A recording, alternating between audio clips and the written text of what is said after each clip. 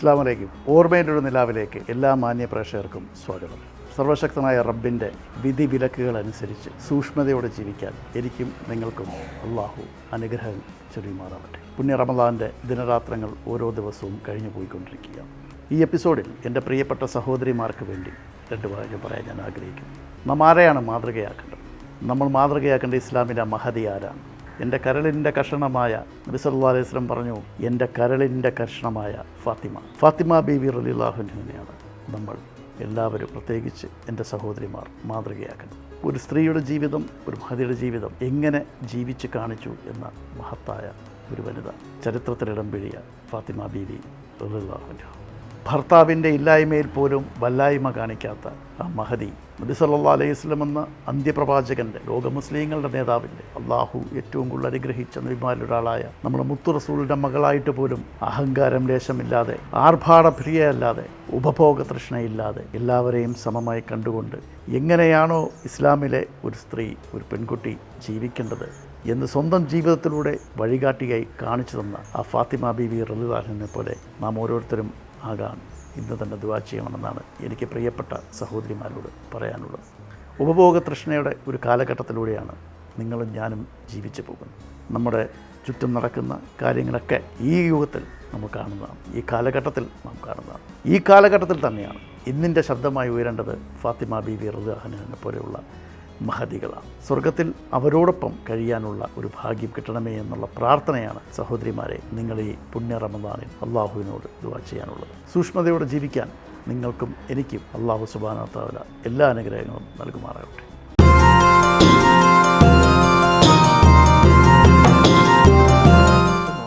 പണ്ടത്തെ നോമ്പും ഇപ്പോഴത്തെ നോമ്പുള്ള ഡിഫറൻസ്, നോമ്പ് തുറയിലുള്ള ഡിഫറൻസേ ഉള്ളൂ. പട്ടിണി കിടക്കൽ അല്ലെങ്കിൽ എന്ന് പറയുന്നത് സെയിമാണ്. ആ ഒരു നോമ്പുകളാണ് കൃത്യം അല്ലേ? അത് മറക്കാൻ പറ്റാത്തൊരു നോമ്പ് പറയാൻ ചെയ്തത്. ഒരുപാട് ഫുട്ബോൾ പ്ലെയേഴ്സ് ഇപ്പോൾ ഇവിടെ ഉണ്ട്. റൊണാൾഡോ, നെയ്മർ ഇവിടെ ഉണ്ട്. ഉണ്ട്. പിന്നെ മെഡിക്കൽ ടൂറിസം വലിയൊരു ചാൻസ് ആണ് ഇവിടെ. സംസാരിക്കുകയാണെന്നുണ്ടെങ്കിൽ മെഡിക്കൽ ടൂറിസം ഉണ്ട്, ഇവിടെയുണ്ട്. ഒരുപാട് മാർക്കറ്റിംഗ് ടീംസ് തന്നെ ഉണ്ട്. അസ്സലാമു അലൈക്കും. ബഹുമാന്യ പ്രേക്ഷകർക്ക് ഓർമ്മയിലെ ഒരു നിലാവിലേക്ക് സ്വാഗതം. പരിശുദ്ധ റമദാൻ കടന്നു പോവുകയാണ്. നോമ്പ് ഏകദേശം പകുതി കഴിഞ്ഞു. ഞാൻ അറേബ്യയുടെ മണ്ണിലാണ്, റിയാദിൽ. എന്നോടൊപ്പം നിങ്ങൾക്കായിട്ടുള്ള ഇന്നത്തെ അതിഥി വളരെ ചെറുപ്പക്കാരനായ ഒരു വ്യക്തിത്വമാണ്. അങ്ങ് വടക്ക് മലപ്പുറം ജില്ലയിൽ നിന്ന്, മഞ്ചേരിയിൽ നിന്ന് ശ്രീ ഫഹദാണ് ഇന്നത്തെ അതിഥി. 18 വർഷക്കാലമായി റിയാദിന്റെ മണ്ണിൽ പ്രവാസിയായി കഴിയുന്ന അദ്ദേഹത്തിന് ഒരുപാട് നോമ്പ് വിശേഷങ്ങളും ജീവിത വിശേഷങ്ങളും പറയുവാനുണ്ട്. വളരെ സ്നേഹത്തോടെ, ആദരവോടെ അദ്ദേഹത്തെ നമുക്ക് ഈ എപ്പിസോഡിലേക്ക് സ്വാഗതം ചെയ്യാം. അസ്സലാമു അലൈക്കും. വഅലൈക്കും അസ്സലാം വറഹ്മത്തുള്ളാഹി വബറകാതുഹു. വലിയ സന്തോഷം. നോമ്പ് കാലമാണ്, സഹനത്തിൻ്റെ കാലം അല്ലേ? അതെ, അള്ളാഹുവിൻ്റെ അനുഗ്രഹം ഇങ്ങനെ എഴുതി വീഴുന്ന കാലമാണ് അല്ലേ? അൽഹംദുലില്ലാഹ്. ഫഹദ് എത്ര കാലമായി റിയാദിൽ വന്നിട്ട്? റിയാദിൽ ഞാനിപ്പോൾ 8 വർഷത്തോളമായി. അതിന് മുമ്പ് ജിദ്ദയിലായിരുന്നു 10 വർഷം. ഹോസ്പിറ്റൽ ഫീൽഡിൽ തന്നെയാണ്, നമ്മുടെ പോളിക്ലിനിക്കുകളിലാണ് മാനേജറായിട്ട് വർക്ക് ചെയ്യുന്നത്. ഇപ്പം ഏത് ഹോസ്പിറ്റല്? ഞാനിവിടെ റിയാദിൽ കിംസ് ആയിരുന്നു നമ്മുടെ ഒരു 7 വർഷത്തോളം. ഇപ്പോൾ 1 വർഷമായിട്ട് നമ്മൾ സ്വന്തമായിട്ടൊരു ക്ലിനിക്ക് ഓപ്പൺ ചെയ്തിട്ടുണ്ട്, Noorana medical centre. Noorana medical centre. അത് ഇവിടെ മലാസ് തന്നെയാണ്. ഇപ്പോൾ ഒരു 6 മാസമായി ജസ്റ്റ് ഓപ്പൺ ചെയ്തിട്ട്. അത് ശരി. അത് എങ്ങനെ അവിടെ മറ്റേ പേഷ്യൻസിന് കിടക്കുവാനൊക്കെ ഉള്ള സൗകര്യമൊക്കെ ഉള്ള ക്ലിനിക്കാണോ? അല്ല, ഇത് പോളിക്ലിനിക് സെറ്റപ്പാണ്, മെഡിക്കൽ സെൻറ്റർ സെറ്റപ്പാണ്. മെഡിക്കൽ സെൻറ്റർ 1 ഡേ ട്രീറ്റ്മെൻറ്റ് അത് വെച്ചിട്ട് പേഷ്യൻസിന് ഔട്ട് പേഷ്യൻസ് മാത്രം, ഇൻ പേഷ്യൻസ് ഇല്ല, ഔട്ട് പേഷ്യൻസ് മാത്രം. അതെ. എത്ര ഡോക്ടേഴ്സൊക്കെ ഉണ്ട് ഇവിടെ? ഇപ്പോൾ നമുക്ക് 12 ഡോക്ടേഴ്സ് ഉണ്ട്. ഇനിയിപ്പോൾ നമുക്ക് ഇൻഷുറൻസിൻ്റെ ഒരു ആയി വരാനുണ്ട്. നമുക്കിവിടെ മെഡിക്കൽ ഇൻഷുറൻസ് മാൻഡേറ്ററി ആണല്ലോ, നിർബന്ധമാണ് ഇവിടെ എല്ലാവർക്കും മെഡിക്കൽ ഇൻഷുറൻസ്. അപ്പോൾ നമുക്ക് മെയിൻ കമ്പനീസ് ആയി വരുന്നു. അപ്പോൾ നാട്ടിൽ നിന്നും ഇവിടുന്നും കുറച്ച് സ്പെഷ്യാലിറ്റി ഡോക്ടേഴ്സിനും കൂടി ആഡ് ചെയ്യും. ഈ ഹോസ്പിറ്റൽ ഫീൽഡിലോട്ട് വരാനുള്ളൊരു കാരണം ജോലി കിട്ടി അങ്ങനെ വന്നുകൊണ്ട് വന്നാണോ? അല്ല, ഞാൻ പഠിച്ചത് ഹോസ്പിറ്റൽ ഫീൽഡാണ്. ഞാൻ MBA ഹോസ്പിറ്റൽ അഡ്മിനിസ്ട്രേഷനാണ് ചെയ്തത്. Hospital administration. അതെ, ഞാൻ PG കോഴ്സ് അതാ ചെയ്തത്. നാട്ടിലെവിടെ ചെയ്ത് MBA? നാട്ടിൽ father Muller medical college, Mangalapuram. 18 വർഷക്കാലം ഇവിടെ വന്നിട്ട്? 18 വർഷമായി. സൗദി ഏകദേശം 18 ഇപ്പോൾ. നോമ്പിനെ കുറിച്ച് നമുക്ക് ചെറുപ്പകാലത്തോട്ടൊന്ന് പോയാലോ? നാട്ടിലെ നോമ്പ് എങ്ങനെയായിരുന്നു? ഒരു നോമ്പിൻ്റെ ഓർമ്മ, ആദ്യ നോമ്പ്. അതെ, ആദ്യ നോമ്പ് സത്യത്തിൽ എനിക്ക് അങ്ങനെ ഒരു നോമ്പ് നോക്കാൻ തുടങ്ങിയത് എന്ന് വെച്ചാൽ നമുക്ക് ബുദ്ധി വെച്ച ആ ഒരു പ്രായം മുതൽ തന്നെ നോമ്പ് നോക്കാൻ തുടങ്ങിയിട്ടുണ്ട്. എത്ര വയസ്സിൽ? ഒരു ഏകദേശം ഒരു 11-12 വയസ്സിൽ തന്നെ നോമ്പെടുക്കാൻ തുടങ്ങിയിട്ടുണ്ട്. പക്ഷെ നോമ്പ് അത്ര റിസ്ക് ആയിട്ടൊന്നും അന്നും ഇന്നും ഒന്നും ഫീൽ ആയിട്ടില്ല. പക്ഷെ നാട്ടിലുള്ള നോമ്പും ഇവിടെയുള്ള നോമ്പും തമ്മിലുള്ളൊരു വ്യത്യാസമുണ്ട്. നാട്ടിൽ പണ്ടത്തെ നോമ്പ് എന്ന് പറയാം. അതെ, പണ്ടത്തെ നോമ്പും ഇപ്പോഴത്തെ നോമ്പുള്ള ഡിഫറൻസ്, നോമ്പ് തുറയിലുള്ള ഡിഫറൻസേ ഉള്ളൂ. പട്ടിണി അടക്കൽ അല്ലെങ്കിൽ ഫാസ്റ്റിംഗ് എന്ന് പറയുന്നത് സെയിമാണ്. കാലാവസ്ഥയുടെ മാറ്റം ഉണ്ടാവും. കാലാവസ്ഥയുടെ മാറ്റം ഉണ്ടാവും. പണ്ടുള്ള കാലങ്ങളിൽ ഇപ്പോൾ ഉമ്മയൊക്കെ ഉണ്ടായിരുന്ന അന്ന് ഉള്ള നോമ്പ് തുറയൊക്കെ വലിയൊരു ആദ്യമൊക്കെ നോമ്പ് എടുക്കാൻ പറയണ അമ്മയായിരിക്കും. ഉമ്മയാണ് നോമ്പ് എടുക്കാൻ പഠിപ്പിച്ചിട്ടുള്ളത്. കാരണം ഫാദർ പ്രവാസിയായിരുന്നു. ഫാദറിന് സത്യത്തിൽ ഫാദറുമായിട്ടുള്ളൊരു നോമ്പ് തുറ ചെറുപ്പത്തിൽ ഉണ്ടായിട്ടില്ല എന്ന് പറയാം. ഉപ്പ നോമ്പ് വെക്കേഷനിൽ വരുന്ന സമയത്തൊക്കെ 1 മാസം 2 മാസത്തിനൊക്കെ വെക്കേഷന് വന്ന് ഇപ്പോൾ വീണ്ടും ഇങ്ങോട്ട് വരുന്നതാണ്. അപ്പോൾ അന്നത്തെ നോമ്പ് എന്ന് വെച്ചാൽ അന്ന് ഉമ്മാൻ്റെ അടുത്തുള്ള നോമ്പ് എന്ന് വെച്ചാൽ ഉമ്മ നോമ്പ് തുറപ്പിക്കലുണ്ടാക്കും. നമ്മളിപ്പോൾ ഒരു 7ാമത്തെ നോമ്പ് 8ാമത്തെ നോമ്പ് 10ാമത്തെ നോമ്പൊക്കെ. അതിൻ്റെ ഒരു അനുഭവം എന്ന് വെച്ചാൽ 1 or 2 ചിക്കൻ കട്ട് ചെയ്ത് അവിടെ വീട്ടിലുള്ള ചിക്കൻ തന്നെ കട്ട് ചെയ്ത് അതിൽ കുറേ വീട്ടിലെ കോഴി കിഴങ്ങും, അതെ കിഴങ്ങും മറ്റുള്ള കാര്യങ്ങളൊക്കെ ഇട്ട് ഒരു 10-60 ആളുകളെ നോമ്പ് തുറപ്പിച്ചിരുന്നു അന്നൊക്കെ. ചുറ്റുപാടുള്ള ആളുകൾ, ഒരു കോളനിയൊക്കെ ഉണ്ട് നമുക്ക്. അപ്പോൾ അവിടെ ഉള്ളൊരു അനുഭവം എന്ന് വെച്ചാൽ അവിടെ ഒരു നോമ്പ് തുറ ഉണ്ടാക്കുന്ന ഇങ്ങനെ ഒരു കൂട്ടായ്മയിൽ നോമ്പ് തുറ, വലിയ നോമ്പ് തുറ 60 ആൾ 70 ആളൊക്കെ നോമ്പ് തുറ, വലിയ നോമ്പ് തുറയൊക്കെ ആയിരുന്നു. അങ്ങനെയുള്ള നോമ്പ് തുറ ഉണ്ടാക്കിയിരുന്നു. ഉമ്മ ഒറ്റയ്ക്കായിരുന്നു. ഉമ്മനെ സഹായിക്കാൻ ചിലപ്പോൾ വീട്ടിലുള്ള ആളുകൾ, പണിക്ക് വരുന്ന ആളുകളൊക്കെ ഉണ്ടാവും, 1-2 ആളുകൾ. ഞാൻ ഇന്നത്തെ കാലത്തുള്ളൊരു നോമ്പ് തുറ നാട്ടിലത് കമ്പയർ ചെയ്യുന്നു. ഇന്ന് നാട്ടിൽ ഓരോരുത്തർക്കും ഓരോ കോഴി, അങ്ങനെയുള്ളൊരു ആഡംബര നോമ്പ് തുറകളാണ്. അപ്പോൾ സത്യത്തിൽ ഇത് നോമ്പ് തുറന്നു കഴിഞ്ഞ് നമ്മൾ ആ 2 കാരക്ക കഴിക്കുമ്പോൾ തന്നെ നമ്മളെ വയറ് ഫുള്ളായി. ഒരു ജ്യൂസോ അല്ലെങ്കിൽ ഒരു വെള്ളം കുടിക്കുമ്പോൾ പിന്നെ ഇത്രയും ഫുഡ് ഉണ്ടാക്കി വേസ്റ്റാക്കി കളയുന്നൊരു നമുക്ക്, അതെ അങ്ങനെയാണ് ഇപ്പോൾ ഒരു ആ ഒരു നോമ്പ് തുറയാണ് കൃത്യം അല്ലേ. അത് മറക്കാൻ പറ്റാത്തൊരു നോമ്പ് തുറയാണ് ജീവിതത്തിൽ. ഉമ്മ മരിച്ചു പോയിട്ടും ഇപ്പോഴും അത് ഒരൊറ്റ ക്വസ്റ്റ്യനിൽ ഉമ്മ മരിച്ചു പോയി. ഇപ്പോൾ ഒരു 4 വർഷം മരിച്ചു. പക്ഷേ അതൊരു നോമ്പ് എന്ന് വെച്ചാൽ അത്രയും ആളുകളെ സാറ്റിസ്ഫൈഡ് ആയിട്ട് ഒരാൾക്കും കിട്ടാതെ നിൽക്കാറില്ല. 2 ചിക്കൻ അല്ലെങ്കിൽ 3 ചിക്കനാണെന്നുണ്ടെങ്കിലും ആ നോമ്പ് തുറയുടെ രുചിയും മറ്റുള്ള കാര്യങ്ങളൊന്നും പിന്നീട് കിട്ടി കാണില്ല. പിന്നീട് കിട്ടിയിട്ടില്ല സത്യത്തിൽ. പക്ഷെ ആ ടേസ്റ്റ് ഇപ്പോഴും വായിന്ന് പോയിട്ടുമില്ല. കോവിഡിൻ്റെ സമയത്ത് ആളുകൾക്ക് ഫുഡിൻ്റെയും മറ്റുള്ള ധാരാളിത്തത്തിനോടൊരു ചെറിയൊരു കുറവ് അറിഞ്ഞിരുന്നു. പക്ഷെ അത് വീണ്ടും ഇപ്പോൾ ഈ കാലത്തിൽ ഇപ്പോൾ നമ്മളിപ്പോൾ ഒരു കൊറോണ കഴിഞ്ഞപ്പോൾ ഒരു 1.5 വർഷത്തിൽ ഇങ്ങനെ ആവുന്നു. ആ ഒരു പഴയ സ്റ്റൈലിൽ തന്നെ പോകുന്നുണ്ട് എന്നുള്ളൊരു. ഇനിയൊരു കോവിഡ് വെള്ളപ്പൊക്കം വേണ്ടി വരും പഠിക്കാൻ വേണ്ടിയിട്ട്. വെള്ളപ്പൊക്കം വന്നപ്പോൾ ഞങ്ങളുടെ വെള്ളം വന്നതാണ്. അന്ന് ഇതൊക്കെ സംഭവിച്ചു. എല്ലാവരും ഒത്തൊരുമയോടെ നിന്നിട്ടേ. അതെ, ഒന്നും കൂടുതലല്ലായിരുന്നു. എന്തെങ്കിലും ഒരു ക്രൈസിസ് വരുമ്പോഴാണ് ആളുകൾ പഠിക്കുക. പാപ്പ പ്രവാസിയാണെന്ന് ആയിരുന്നു പറഞ്ഞു. ഇവിടെ പ്രവാസിയാണോ? അല്ല, പാപ്പ നാട്ടിൽ സെറ്റിലായിരുന്നു. പാപ്പ എവിടെയായിരുന്നു? പാപ്പ ജിദ്ദയിലായിരുന്നു. ജോലിയായിരുന്നു? ജോലിയായിരുന്നു. അദ്ദേഹം ഒരു മുത്തലക്ക് ഫർണിച്ചർ ഷോപ്പിലായിരുന്നു. അതിൻ്റെ ഡ്രൈവിങ്ങും കാര്യങ്ങളൊക്കെ ആയിട്ട് നോക്കിയെടുക്കുന്നതായിരുന്നു. 30 വർഷക്കാലം. 10-30 വർഷത്തോളം ഇവിടെ ഉണ്ടായിരുന്നു. നിങ്ങൾ എത്ര സഹോദരന്മാര്? ഞങ്ങൾ 5 മക്കളാണ്. 2 പെങ്ങന്മാർ, എൻ്റെ മൂത്ത 2 ജ്യേഷ്ഠന്മാരും ഉണ്ട്. ഇളയാളാണല്ലേ? ഇളയതിൻ്റെ മുകളിലുള്ള 4ാമത്തെ ആളാണ്. ഏറ്റവും ഇളയാളാരാ? പെണ്ണാണ്, പെൺകുട്ടിയാണ്, ഷാഹിദ. സിസ്റ്റേഴ്സിൻ്റെ പേരൊക്കെ? മൂത്തത് റഷീദ, അവരിവിടെ ഉണ്ടായിരുന്നു ജിദ്ദയിൽ, അളിയൻ്റെ കൂടെ ഉണ്ടായിരുന്നു.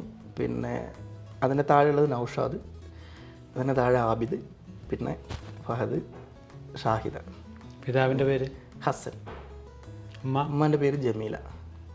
ഉമ്മ 4 വർഷം മുമ്പ് മരണപ്പെട്ടു. 4 വർഷം മുമ്പ് മരണപ്പെട്ടു. ഉമ്മയുടെ കാലശേഷം പിന്നെ നോമ്പ് കാലത്ത് വീട്ടിൽ ചെല്ലുമ്പോൾ നോമ്പ് തുറക്കൊക്കെ മാറ്റം വന്നല്ലേ? നോമ്പ് തുറക്ക് പിന്നീട് ഞാൻ ഉണ്ടായിട്ടില്ല. 4 വർഷത്തിൽ വീട്ടിലുണ്ടായിട്ടില്ല. എങ്ങനെ കാണുന്നു സൗദിയുടെ ഒരു പുതിയ ഭരണാധികാരി? ഒരുപാട് കാര്യങ്ങൾ ചെയ്യാൻ ആഗ്രഹിക്കുന്ന അല്ലേ? അതെ, ഒരുപാട് വിഷനുള്ള ആളാണ്. തീർത്തും ശരിക്കും ഒരു സ്ട്രാറ്റജിക് പ്ലാനിങ്ങിലുള്ള ഒരു ഭരണാധികാരിയാണ് MBS നമ്മൾ പറയുന്നത്. ഒരുപാട് മാറ്റങ്ങൾ സൗദിയിൽ കൊണ്ടുവന്നിട്ടുണ്ട്. ഒരുപാട് മാറ്റങ്ങൾ വന്നിട്ടുണ്ട് ഇപ്പം. അതുപോലെ തന്നെ ഡെവലപ്പിംഗ് ബിസിനസ് മേഖലയിൽ സ്വന്തമായിട്ട് ബിസിനസ് ചെയ്യാനും ആളുകൾക്കുള്ള ധൈര്യം വന്നിട്ടുണ്ട്. അതുകൊണ്ട് തന്നെ എല്ലാ പുറത്തുനിന്നുള്ള രാജ്യങ്ങളും ഇപ്പോൾ നോക്കുന്നത് ശരിക്കും സൗദി അറേബ്യ, എസ്പെഷ്യലി റിയാദിൽ തന്നെയാണ് ബിസിനസ്സിൻ്റെ ഡെവലപ്മെൻറ്റിന് വേണ്ടിയിട്ട്. നല്ല മാറ്റങ്ങൾ വന്നിട്ടുണ്ട്. ഇപ്പോൾ 2030 ഏറ്റവും കൂടുതൽ ടാർഗറ്റ് ചെയ്തിട്ടുള്ള ഡേറ്റ്, അതായത് ടാർഗറ്റ് ഇയർ. അതിലൊരുപാട് കാര്യങ്ങൾ മാറ്റങ്ങൾ വരാൻ ചാൻസ് ഉണ്ട്. ഒരുപാട് പ്രൊജക്ട്സുകൾ വന്നിട്ടുണ്ട്. നിയോം പ്രൊജക്ട്സ്, ഗിദിയ പ്രൊജക്ട്സ്, കിൽ സൽമാൻ പാർക്കൊക്കെ ഇവിടെ തന്നെയാണ്, നമ്മുടെ മലാസ് തന്നെയാണ് ഉള്ളത്. എത്രയോ ചരിത്ര ഏക്കറയിൽ ഒരുപാട് ഫെസിലിറ്റീസുള്ള പാർക്കും കാര്യങ്ങളും വരുന്നുണ്ട്.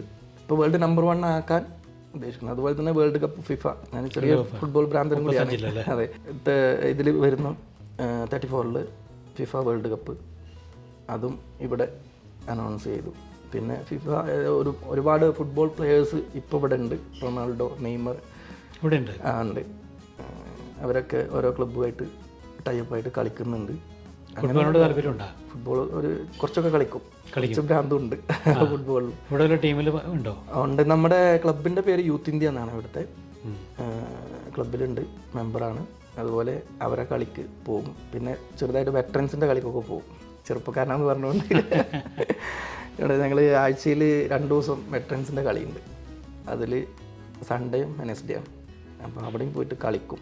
സൗദിയുടെ കുതിപ്പിൽ താങ്കൾ ഇൻവോൾവ് ആയിട്ടുള്ള ഹോസ്പിറ്റൽ ബിസിനസ്സിന് എന്ത് സാധ്യതകൾ കാണുന്നു? ഹോസ്പിറ്റൽ ബിസിനസ് സാധ്യതകളുണ്ട്. പക്ഷേ സൗദി റിയാദ് സിറ്റിയുടെ സംബന്ധിച്ചിടത്തോളം ഒരുപാട് ക്ലിനിക്കുകളും മെഡിക്കൽ സെൻറ്റേഴ്സുകളും കൂണുപോലെ വളർന്നു വരുന്ന ഒരു സാഹചര്യമാണ് ഇപ്പോൾ ഉള്ളത്. പക്ഷെ എന്നാലും മെഡിക്കൽ ഫീൽഡിന് നല്ല ഒരു ചാൻസ് തന്നെയാണ് ഇപ്പോഴും. കുറിച്ച് ആലോചിക്കണ്ട, പുതിയ അറ്റംപ്റ്റ് നമുക്ക് നമ്മുടെ കമ്പനിയിൽ അന്വേഷിക്കുന്നുണ്ട്. നമ്മുടെ ദമാം റീജിയനോ അല്ലെങ്കിൽ റിയാദിൽ തന്നെ മറ്റ് സ്ഥാപനങ്ങൾ തുടങ്ങാൻ വേണ്ടിയിട്ട്, മെഡിക്കൽ സെൻറ്റേഴ്സ് തന്നെ സ്റ്റാർട്ടിങ് ചെയ്യാൻ വേണ്ടിയിട്ട് നോക്കുന്നുണ്ട്. പൊതുവേ ഒരു സംസാരമുണ്ട്, അറബ്സൊക്കെ ഒരുപാട് പേര് നമ്മുടെ നാട്ടിൽ ട്രീറ്റ്മെൻറ്റ് വരാറുണ്ട്. അതെ. അപ്പോൾ ഇങ്ങനെ സംസാരിക്കും എന്ന് വെച്ചാൽ അവിടുത്തെ ട്രീറ്റ്മെൻറ്റിലും ബെറ്ററാണ് നമ്മുടെ നാട്ടിലെ അതെ ഹോസ്പിറ്റലും മറ്റുള്ള കാര്യങ്ങളും. അത് ശരിയാണോ? അത് ശരിയാണ്. ഒരു കാര്യത്തിൽ കറക്റ്റായിട്ടുള്ള ഇവിടെ മെഡിക്കൽ കോസ്റ്റ്, നമ്മുടെ മെഡിക്കൽ എക്സ്പെൻസസ് വളരെ ഹൈ ആണ് സൗദിനെ സംബന്ധിച്ചിടത്തോളം. അപ്പോൾ ഒന്ന് കോസ്റ്റ് ബേസിൽ പോകുന്നുണ്ട് ആളുകൾ. ഇപ്പോൾ നമ്മൾ ഇവിടെ ഉള്ളൊരു ട്രീറ്റ്മെൻറ്റ്, ഇപ്പോൾ ഇവിടെ ഒരു ഡോക്ടറെ കാണുന്നുണ്ടെങ്കിൽ ശരിക്കൊരു നല്ല സ്പെഷ്യാലിറ്റി ഹോസ്പിറ്റലിൽ പോയി കാണുന്നുണ്ടെങ്കിൽ എന്തായാലും ഒരു 150-200 റിയാൽ വരുന്നുണ്ട്. അത് നമ്മളെ ഇന്ത്യൻ കൺസൾട്ടിങ് ഫീസ് വരും. അത് നമ്മളെ ഇന്ത്യൻ ഇതിലേക്ക് കൺവേർട്ട് ചെയ്യുമ്പോൾ അത് അത്രയും വലിയൊരു സംഖ്യയായിട്ട് വരും. പക്ഷെ നമുക്ക് അവിടെ പോയി കഴിഞ്ഞാൽ ശരിക്കൊരു 600-500 നല്ലൊരു കൺസൾട്ടൻറ്റിനെ കാണാൻ പറ്റും. ആ ഒരു ഡിഫറൻസ്. അപ്പോൾ ഒരു കൺസൾട്ടേഷൻ ഡിഫറൻസ് ഇപ്പോൾ പറഞ്ഞ് പ്രൊസീജിയർ ഡിഫറൻസ് ഭയങ്കര ഹൈ ആണ്. അതായത് ഒരു സർജിക്കൽ പ്രൊസീജിയർ ഇവിടെ ചെയ്യണമെന്നുണ്ടെങ്കിൽ അത്രയും നല്ല എക്സ്പീരിയൻസ് ഡോക്ടേഴ്സ് ഉണ്ടോ ഇല്ലയോ എന്നുള്ളൊരു കൺഫ്യൂഷൻ വരുന്നു. അപ്പോൾ സൗദികൾക്കും എസ്പെഷ്യലി ഇപ്പോൾ വരുന്നുണ്ട്. അപ്പോൾ നമ്മൾ നാട്ടിൽ പോയി കഴിഞ്ഞാൽ നല്ല ഡോക്ടേഴ്സ് കിട്ടുന്നു. ആ ട്രീറ്റ്മെൻറ്റ് തന്നെ ഇവിടെ ഉള്ളതിൻ്റെ 4 ഭാഗം കോസ്റ്റ് വന്നിട്ട് അവിടുന്ന് ചെയ്തു പോരാനും അവർക്ക് പകുതിയല്ല 4 ഭാഗം അത്രയും ഉണ്ടാവും. ഒരു ഡിഫറൻസ് കാണും. നല്ല പ്രൊസീജിയറൊക്കെ വലിയ സർജറി ഒക്കെ ഉണ്ടെന്നുണ്ടെങ്കിൽ. പിന്നെ മെഡിക്കൽ ടൂറിസം വലിയൊരു ചാൻസ് ആണ് ഇവിടെ. പിന്നെ നമ്മൾ ബിസിനസ് സംസാരിക്കുകയാണെന്നുണ്ടെങ്കിൽ മെഡിക്കൽ ടൂറിസം ഉണ്ട്, ഇവിടെയുണ്ട്. ഒരുപാട് മാർക്കറ്റിംഗ് ടീംസ് തന്നെ ഉണ്ട്. ഇപ്പോൾ വലിയ മൾട്ടി സ്പെഷ്യാലിറ്റി ഹോസ്പിറ്റൽ നാട്ടിലേക്ക് ഇവിടുന്ന് റെഫർ ചെയ്യുന്ന ആളുകളെ അവരെ പ്രൊമോട്ട് ചെയ്യണം. ശരിക്കും നിങ്ങൾക്ക് ഈ സർജറി അവിടെ പോയി ചെയ്താൽ ഇത്ര ഇവിടുന്ന് പ്രൊമോട്ട് ചെയ്യും. അതെ, അതാണ് മെഡിക്കൽ ടൂറിസത്തിൻ്റെ ഒരു ഭാഗം. പിന്നെ ആസ്റ്റർ മെഡിസിറ്റിയൊക്കെ അതിൻ്റെ ഒരു പ്രധാന സംഭവം ഉണ്ട്. ആസ്റ്ററിന് ഇവിടെ ഒരു ഹോസ്പിറ്റൽ. അറബ്സ് കൂടുതൽ അവിടുത്തെ പേഷ്യൻസിലധികം അറബ്സാന്ന് പറയുന്നത്. അതെ അതെ. ആസ്റ്റർ, കിംസ് ട്രിവാൻഡ്രമൊക്കെ നമുക്ക് അവർക്കൊരു വിങ് തന്നെയുണ്ട് അവിടെ. അവിടെ സൗദി അറിയുന്ന സ്റ്റാഫാണ്, മീൻസ് അറബ് അറിയുന്ന സ്റ്റാഫുകളെ വെച്ചിട്ട് അറബുകൾക്ക് അത്രയും, അതായത് എയർപോർട്ടിൽ ലാൻഡ് ചെയ്ത് അവിടുന്ന് പിക്ക് ചെയ്ത് ട്രീറ്റ്മെൻറ്റ് കഴിഞ്ഞ് എയർപോർട്ട് വരെ, അതാണ് അവരുടെ ഒരു പാക്കേജ് വരുന്നത്. മെഡിക്കൽ ടൂറിസം പാക്കേജാണ്. അത് നന്നായിട്ട് വർക്കൗട്ട് ചെയ്യുന്നുണ്ട് നാട്ടിൽ. അപ്പോൾ ഈ ഫഹദിൻ്റെ ക്ലിനിക്കിൽ നമ്മുടെ മലയാളി ഡോക്ടേഴ്സ് ഉണ്ടോ? ഉണ്ട്, മലയാളി ഡോക്ടേഴ്സ് ഉണ്ട് നമുക്ക്. അവരാണ് കൂടുതൽ? മലയാളീസാണ് കൂടുതൽ. അല്ലെങ്കിൽ നമ്മളൊരു മലയാളി ബാക്ക്ഗ്രൗണ്ട് ആയതുകൊണ്ട് പേഷ്യൻസും കൂടുതൽ. അങ്ങനെ പേഷ്യൻസ് നമുക്ക് മിക്സ്ഡ് പേഷ്യൻസാണ് വരുന്നത്. പക്ഷേ മലയാളി പേഷ്യൻസും ഉണ്ട് നമുക്ക്. എന്നെ സംബന്ധിച്ചിടത്തോളം കുറച്ചൊരു കമ്മ്യൂണിറ്റി എൻഗേജ്ഡ് ആളാണ് ഞാനിവിടെ. ഇവിടെ കുറേ സംഘടനകളും കാര്യങ്ങളൊക്കെ ഉണ്ട്.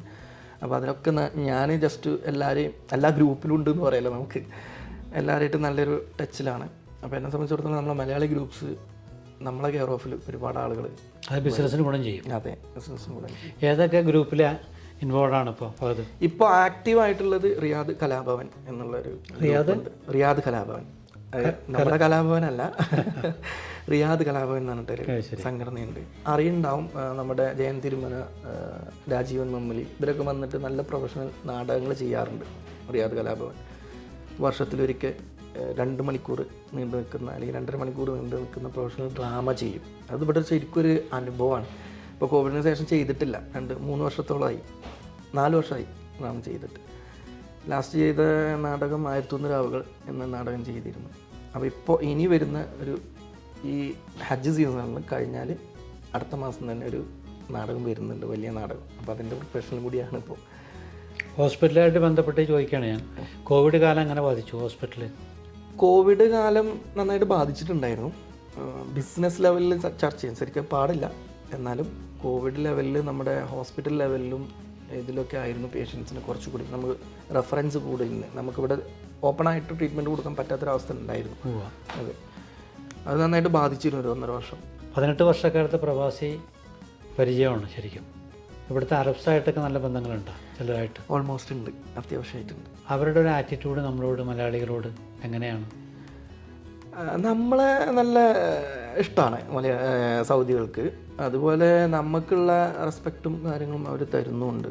നമുക്ക് സൗദികൾ എന്ന് വെച്ചാൽ 90% സൗദീസ് മനസ്സിലായി. ഇപ്പോഴത്തെ ഒരു സാഹചര്യത്തിൽ നല്ല പഠിച്ച ആളുകളാണ് എല്ലാവരും, എഡ്യൂക്കേറ്റഡാണ്. അതെ, പുറത്ത് അവരെ കൊണ്ട് പറ്റാത്തത് അവരെ മക്കളെ കൊണ്ട് സാധിപ്പിക്കുന്നുണ്ട് അവർ. സൗദിയുടെ യൂത്ത് ഭയങ്കര ബെറ്ററാണ്, നല്ല ബെറ്ററാണ് അല്ലേ, അടിപൊളിയായിട്ട് വർക്ക്. എസ്പെഷ്യലി സ്ത്രീകളൊക്കെ ഭയങ്കരമായിട്ട് എനർജറ്റിക് ആയിട്ട് വർക്ക് ചെയ്യണമെന്ന് പലരും പറഞ്ഞു. അതെ, ഇവിടെ ജോലി ചെയ്യുന്നതിൽ ഞാൻ പൊതുവായിട്ടൊരു ചോദ്യം ചോദിക്കട്ടെ. ഇവിടെ രാജഭരണമാണ്, നമ്മുടെ നാട്ടിൽ ജനാധിപത്യ ഭരണമാണ്. അതെ, ഇവിടെ നിയമങ്ങൾ ഭയങ്കര കർശനമാണ്, ശിക്ഷ ശക്തമാണ്. ഒരു മലയാളി വേറൊരു രാജ്യക്കാരൻ തെറ്റ് ചെയ്താലും ഈ നാട്ടിലെ ഒരു രാജ്യക്കാരൻ തെറ്റ് ചെയ്താലും സെയിം ആറ്റിറ്റ്യൂഡാണ് അവർക്ക്. സെയിം ആണ്, ഒരു റെക്കമെൻഡേഷനും ഇല്ല, ഒന്നുമില്ല. അതാണ് നിയമം. 18 വർഷം കൊണ്ട് ഹാപ്പിയാണ് ഇവിടെ അല്ലേ?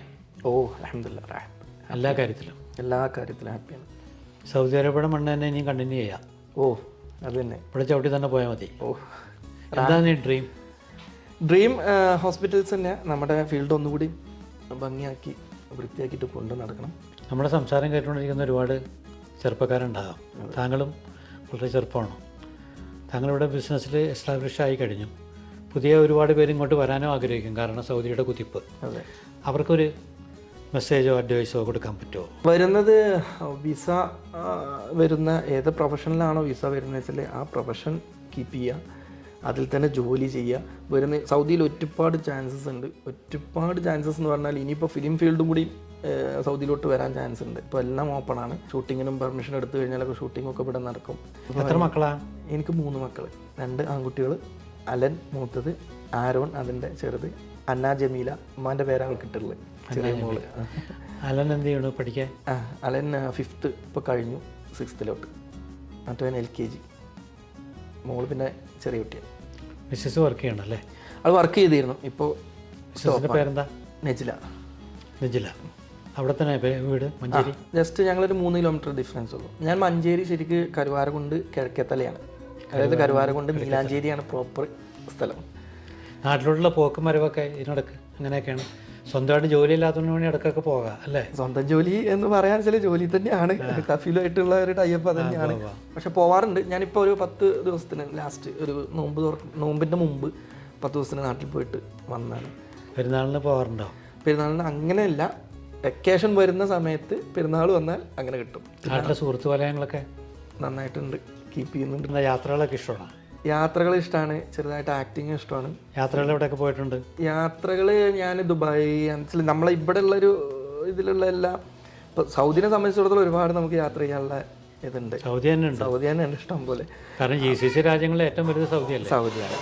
അതെ. പിന്നെ ഒമാനാന്ന് തോന്നണല്ലേ? പിന്നെ ഒമാനാണ് എൻ്റെ ഇതിൽ. അതെ. എന്തായാലും ഫഹദ് വളരെ തിരക്ക് പിടിച്ച ജീവിതത്തിനിടയിൽ കുറച്ച് സമയം നമുക്ക് വേണ്ടിയിട്ട് ഒരുപാട് വിശേഷങ്ങൾ കുഞ്ഞ് സമയം കൊണ്ട് പറഞ്ഞ് തീർത്തു. സന്തോഷം, വലിയ സന്തോഷം. താങ്കൾ ഇനിയും ഒരുപാട് അംബിഷൻസ് ഉള്ള ആളാണ്. ഒരുപാട് ഉയർച്ചയിലോട്ട് ഇനിയും പോകട്ടെ. ഇപ്പം മോശമാണെന്നല്ല, ഇപ്പോഴും ആൾ മിടുക്കനാണ്. ദൈവാനുഗ്രഹം ഉണ്ടാകട്ടെ. എല്ലാ ആശംസകളും നേരുന്നു. സ്നേഹം. Thank you. അസ്സലാമു അലൈക്കും. സമയത്തിന് വളരെ സന്തോഷം.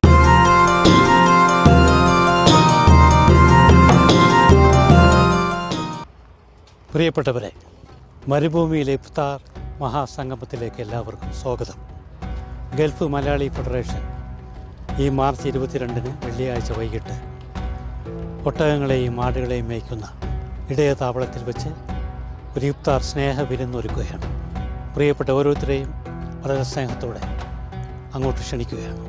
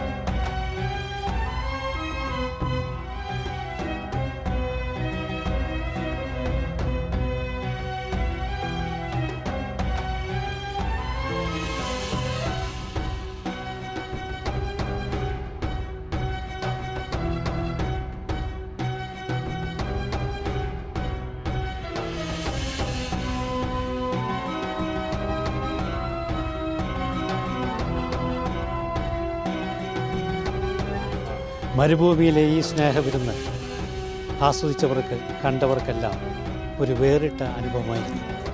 എല്ലാവർക്കും നന്ദി, നമസ്കാരം.